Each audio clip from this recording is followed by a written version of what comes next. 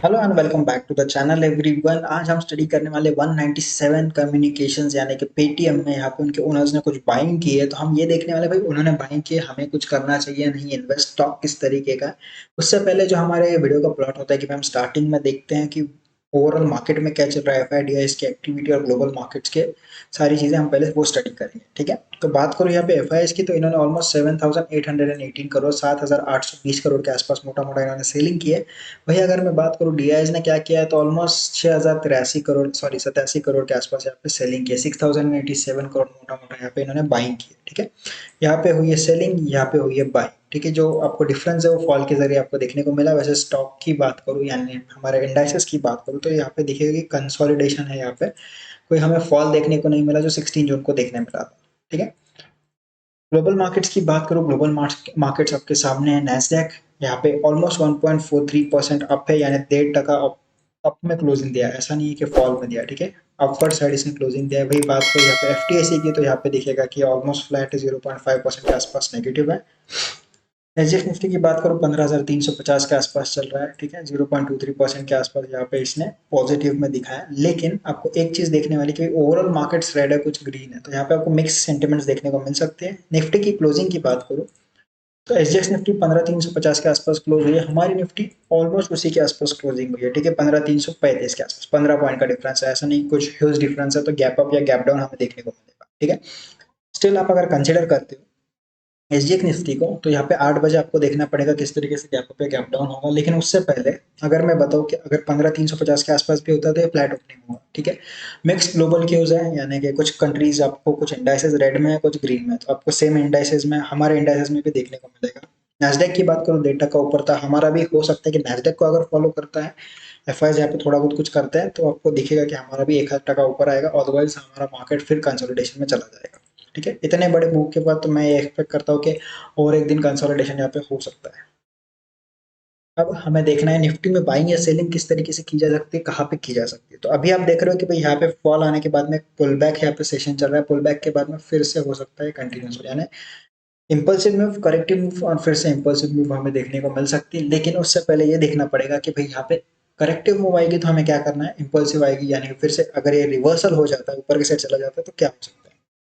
Buying हमें कहाँ पे करनी है, ट्रेंड लाइन और 50 डे मूविंग एवरेज ऑलमोस्ट एक जगह पे आ रहा है। अगर ये ब्रेक होते हैं ऊपर के साइड में तो बाय कर सकते हो। पहला टारगेट क्या आएगा, 15,450 के ऊपर आप बाय करना। ठीक है, अब यहाँ पे इतने से लेवल को कैप्चर करने मत जाना, कुछ हाथ में नहीं आएगा। इससे बेटर है आप 15,450 के ऊपर बाय करो, एक बफर ऐड करके। फर्स्ट टारगेट आपका आएगा अराउंड 15,700 के आसपास। ओके, 650 670 के आसपास आपको यहाँ पे देखने को मिलेगा, 670 के आसपास आपको फर्स्ट टारगेट देखने को मिलेगा। उसके ऊपर आप जाते हो तो 15,800 का लेवल है।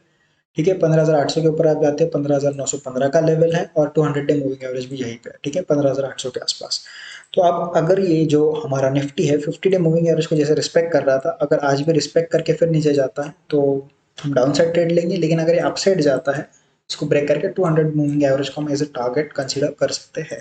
ठीक है, डाउन साइड की बात करूँ, डाउन साइड ट्रेड अगर ये 50 डे मूविंग एवरेज को रिस्पेक्ट भी करता है तो हम इमीडिएटली नहीं ले सकते, क्योंकि यहाँ पे हो सकता है कि ये साइडवेज चला जाए और हमारा प्रीमियम डीके हो जाए। तो व्हाट वी विल डू, नीचे के साइड से जैसे ही ये ट्रेंड लाइन ब्रेक होती है हम यहाँ पे शॉर्ट करेंगे। फर्स्ट टारगेट आएगा 15,158 का, देन सीधा आएगा मेजर सपोर्ट 14,900 के आसपास में। ठीक है, 14,900 के आसपास आएगा तो ऐसा नहीं है कि भाई हमें स्टॉप लॉसेस को ट्रेल नहीं करना है, बस टारगेट के भरोसे रह जाना है, क्योंकि हो सकता है यहाँ से आए, बीच में आए, यहाँ कहीं पे कंसोलिडेट करना शुरू कर जाए। इसी वजह से हमें स्टॉप लॉसेस को ट्रेल करना है, ताकि हमारा प्रॉफिट जो हट से बिल्कुल भी ना जाए। ठीक है, नीचे के साइड अगर आप आते हो फिर से 14,616 और 14,500 तक के आपको, 450 तक के आपको नीचे के साइड मेजर सपोर्ट्स देखने को मिल सकते हैं। बैंक निफ्टी की बात करूँ, बैंक निफ्टी में भी सेम दिखेगा, 50 डे मूविंग एवरेज को ये बैंक निफ्टी यहाँ पे जो है रिस्पेक्ट कर रहा है। ओके, एक इंपॉर्टेंट जो ट्रेंड लाइन यहाँ पे ये आ रही थी, इसको भी इसने ब्रेक कर दिया है। थोड़ा बहुत पुल बैक आपको देखने को मिलेगा, हो सकता है रिटेस्ट भी देखने को मिले और फिर ये नीचे आए। और ये जो कंसोलिडेशन, ये रिटेस्ट का ही एक पार्ट होता है, ऐसा जरूरी नहीं है कि स्टॉक को जो है, स्टॉक है बैंक निफ्टी जो भी है, इसको यहाँ पे टच ही करना चाहिए। ठीक है, लाइन को टच ना भी करे, कंसोलिडेट करके भी फिर नीचे के साइड फॉल जो है कंटिन्यू हो सकता है। सेल कहाँ पे करना है आपको पता है, ट्रेंड लाइन टूटेगी, फर्स्ट टारगेट 32,185 का 185 तक आप यहाँ पे पकड़ के चल सकते हो। उसके बाद में 31,414 यानी 31,414 का टारगेट आता है, और 30,625 के टारगेट देखने को मिलते हैं। एवरी सिंगल पिवट पे आपको स्टॉप लॉसेस को ट्रेल करना है, ये बात बिल्कुल भी नहीं भूलनी, क्योंकि ये मार्केट थोड़ा सा रिस्की है। कोई भी मूव यहाँ पे इम्पल्सिव होगी यानी बहुत बड़ी होगी, यहाँ पे एक्सपेक्ट करके चलो, तो इसी वजह से आपके प्रॉफिट जो आपके हाथ से ना जाए, इसीलिए मैं कह रहा हूँ कि एवरी पिवट पे आपको स्टॉक प्रोसेस को ट्रेड करना है।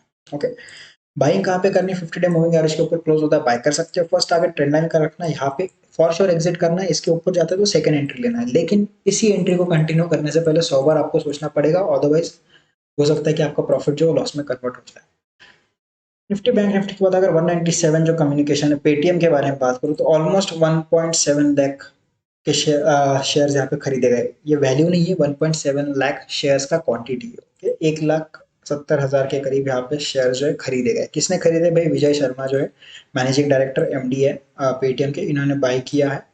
और अगर मैं बात करूँ कैसे बाई किया, तो ओवरऑल इन्होंने 11 करोड़ की बाइंग की है 30 और 31 मई में। ठीक है, 30 ऑफ मई को इन्होंने बाई किया almost 1,05,000, sorry 1,05,52 shares, almost 6 crore के आसपास। और वही 31 मई को बाय किया 71,460 शेयर्स। ओके, ऑलमोस्ट 4.68 करोड़ के आसपास इन्होंने बाइंग की। ठीक है, 2 दिन में 11 करोड़ के शेयर।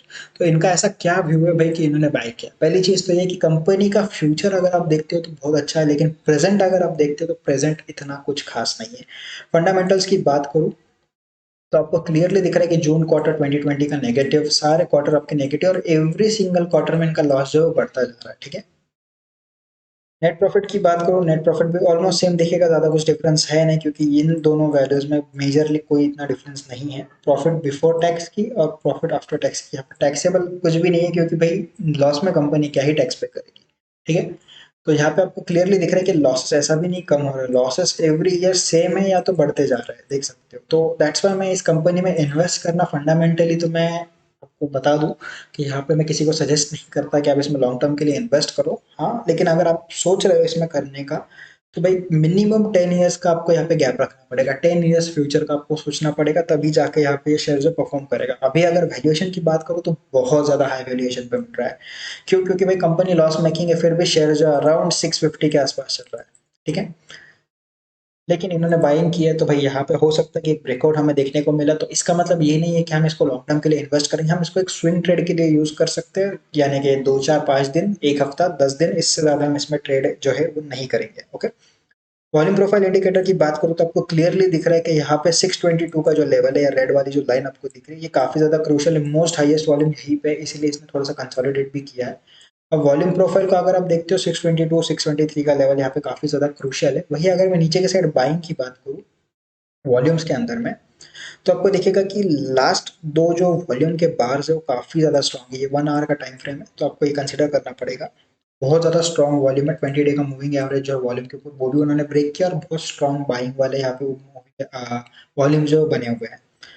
उसके बाद में थर्ड हमारा कंफर्मेशन अगर मैं देखूँ तो ये आता है भाई हमारी चारों मूविंग एवरेज वाली स्ट्रैटेजी, जो मैं मोस्टली यूज करता हूँ मेरे सारे वीडियोस में। आपको दिखेगा कि भाई मैं कोई भी स्टॉक का अगर मोमेंटम देखना है कि भाई कितना फास्ट इसमें मोमेंट आ सकता है बड़ा वाला, तो उसके लिए मैं 20 मूविंग एवरेज का जो है 20, 50, 100, 200 चार मूविंग एवरेज का यूज करता हूँ। ओके, बाइंग सेलिंग तो लेवल्स पे दिखा जाता है।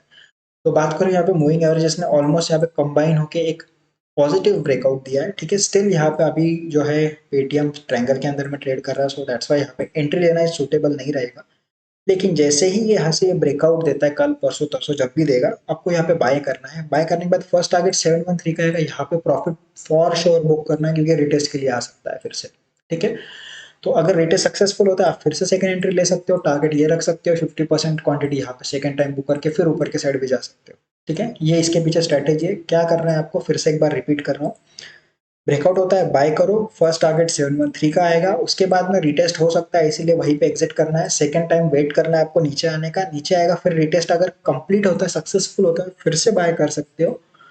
713 पे 50% प्रॉफिट बुक करना है, 50% क्वांटिटी पे ऊपर के साइड का रिस्क लेना है और इसको छोड़ देना है। ठीक है, ऊपर के साइड रिस्क है ना 818 तक यहाँ पे टारगेट आ सकता है, लेकिन इसको टाइम लग सकता है। ओके, तो इसीलिए अगर आप बहुत शॉर्ट पीरियड के लिए सोच रहे हो, 713 वह बहुत ज्यादा बेस्ट लेवल रहेगा। यहाँ पे 2 बार ट्रेड मिल जाएगा इसमें आपको।